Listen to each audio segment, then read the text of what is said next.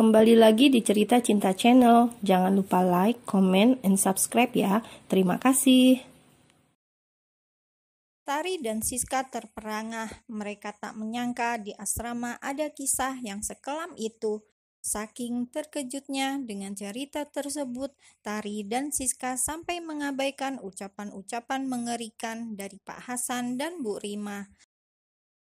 Namun, di balik rasa kaget itu, mereka merasakan amarah yang semakin besar.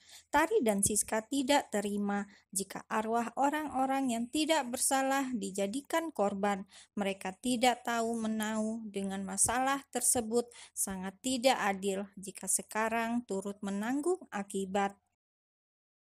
Tindakan Pak Hasan salah, kami tidak ikut andil dalam kasus itu, tapi Bapak melampiaskan dendam kepada kami, ucap Tari dengan berani. Benar, balas dendam Pak Hasan tidak pada tempatnya. Sejak tadi Bapak bicara tentang keadilan, tapi sikap Bapak bertentangan dengan hal itu. Bapak melampiaskan dendam pada orang-orang yang tak bersalah. Itu tidak benar, Pak, timpal Siska. Tidak bersalah katamu? Pak Hasan menatap Tari dan Siska secara bergantian. Melanggar aturan dan ikut campur urusan orang, apa itu yang kalian maksud tidak bersalah? Lanjutnya. Sikap Bapak mengundang rasa penasaran kami. Bapak keliling asrama tiap malam, membuat kami ketakutan dengan suara langkah Bapak. Di samping itu, iblis-iblis yang Bapak puja juga mengganggu kami. Sekarang siapa yang lebih bersalah? Jawab Tari. Diam, jangan banyak omong. Kalian tidak tahu bagaimana sakitnya kehilangan anak, jadi tidak usah sok bijak. Aku muak mendengarnya. Pak Hasan melotot tajam, berdebat dengan Tari dan Siska membuatnya semakin murka. Sudah Pak, jangan hiraukan omongan mereka. Lebih baik kita pergi saja. Sudah terlalu lama kita di sini, ucap Bu Rima. Pak Hasan tersenyum miring, lalu membungkuk dan bicara tepat di depan wajah Tari dan Siska. Baik-baiklah di sini, tunggu malam tiba, dan semua hantu itu akan mengganggu kalian. Tidak ada yang bisa menolong. Kalian akan tetap di sini dan ketakutan sampai pingsan. Setelah itu, kalian akan menjadi anak buah mereka dan gentayangan di asrama. Usai bicara demikian, Pak Hasan dan Bu Rima sama-sama tertawa, seakan-akan ketakutan Tari dan Siska adalah lelucon yang nyata. Kemudian mereka melangkah menuju pintu dan siap meninggalkan ruangan itu. Tari dan Siska terkejut. Lalu keduanya kompak meneriaki Pak Hasan. Lepaskan kami, Pak. Bapak akan dihukum jika mengurung kami di sini.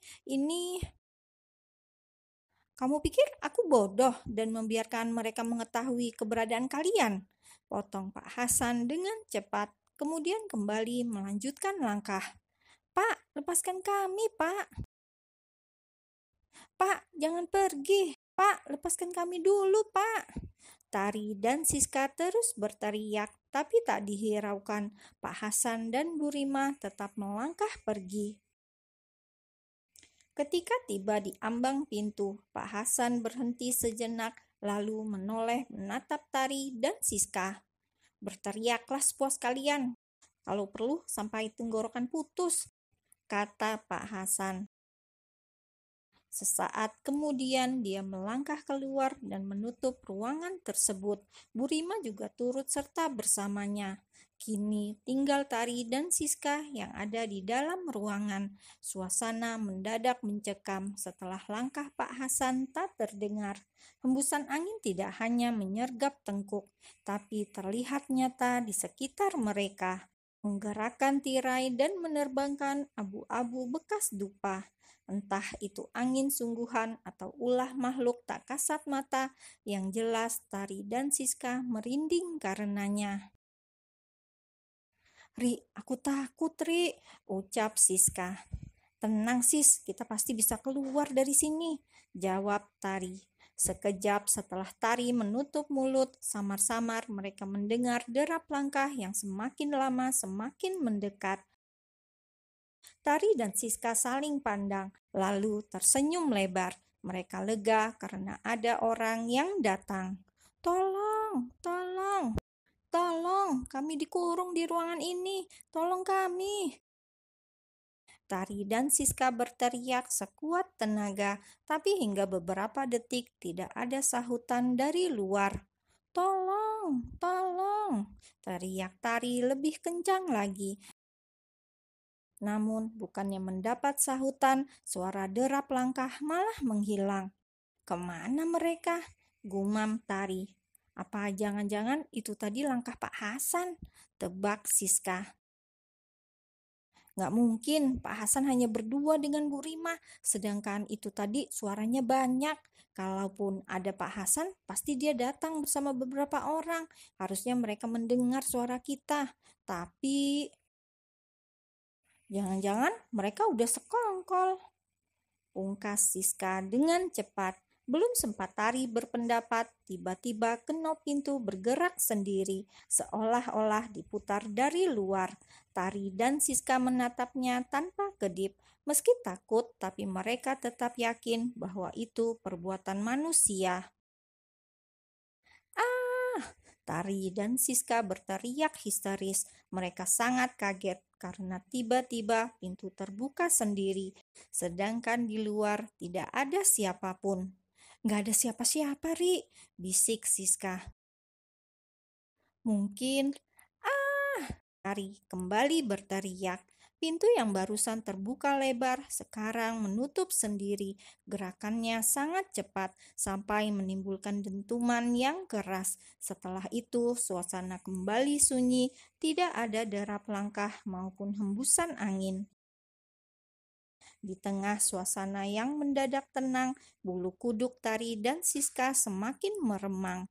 Mata mereka menatap jeli ke sana kemari karena rasanya ada yang mengawasi. Tapi tidak, hanya perasaan mereka saja. Dengus Tari. Dia lelah berada di posisi ini, mengalami hal-hal di luar nalar dan dicekam rasa takut yang dalam. Kini Tari memejam sambil menenangkan pikiran. Dia buang jauh segala prasangka yang buruk. Setelah itu, tangannya yang diikat di belakang berusaha mencari ujung tali. Tapi gagal. Ujung tali berada di bawah leher dan itu tidak terjangkau jari-jarinya. Karena usahanya tidak berhasil, Tari beralih menatap Siska. "Sis, kamu bisa menggapai ujung talimu?" tanya Tari. "Tidak, tanganku di belakang, sedangkan ujung talinya di samping," jawab Siska. "Samping mana?" "Ini," Siska menjawab sambil menoleh ke kiri, menatap ujung tali yang ada di sekitar pinggang. Tari tersenyum mendengar hal itu. Dia menemukan sedikit jalan untuk bebas dari sana. "Kita harus kerjasama melepaskan tali ini, sis," kata Tari dengan semangat yang menggebu. "Bagaimana caranya? Hanya jari-jariku yang bisa bergerak, itu pun terbatas," Siska kebingungan. "Kita harus merapat, nanti aku yang melepas talimu. Setelah kamu bebas, gantian kamu yang melepas taliku." Tari menerangkan rencana yang sudah tersusun di otaknya. Siska diam sejenak dan mencerna ucapan Tari. "Ide bagus," ucapnya beberapa saat kemudian. Setelah yakin mengerti, Tari dan Siska mulai menjalankan rencana. Namun karena kaki diikat sampai betis, maka mereka tidak bisa bergerak bebas, hanya mengandalkan ujung jari untuk menghentak lantai, dan itu sangat menguras tenaga. Namun mereka tidak menyerah. Dengan usaha keras dan kesabaran ekstra, pelan-pelan kursi yang mereka duduki bisa bergeser. "Kita pasti bisa, sis, sedikit lagi," kata Tari dengan nafas yang terengah-engah. "Aku akan berusaha lebih keras lagi," sahut Siska. Walaupun peluh sudah membanjiri wajah, tapi dia tak patah semangat, apalagi setelah melihat jaraknya dengan Tari semakin berkurang. Ketika jarak mereka tinggal beberapa jengkal, kursi mendadak berat dan tidak bisa bergeser, seolah kaki-kakinya tertanam di lantai. Tari dan Siska berusaha lebih keras lagi, tapi tetap tak ada hasil. Malah tenaga mereka yang semakin terkuras. "Aku nggak kuat lagi, sis," ucap Tari. Dia sudah lemas, kepalanya terkulai begitu saja di sandaran kursi.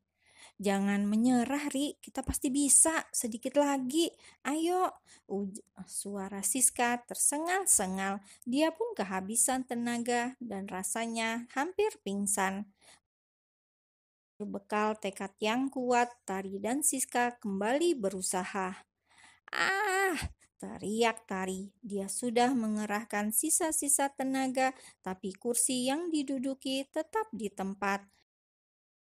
Hal yang sama juga terjadi pada Siska. Sisa tenaganya benar-benar habis, tapi kursinya tak bergeser sedikit pun.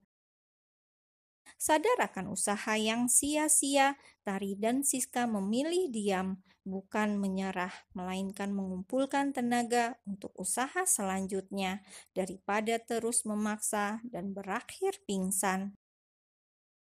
Di luar penglihatan mereka, makhluk hitam dan menyeramkan tertawa menyeringai. Ia berdiri di sudut ruangan yang tak jauh dari sesajen. Tatapannya tak lepas dari kaki kursi tempat Tari dan Siska diikat.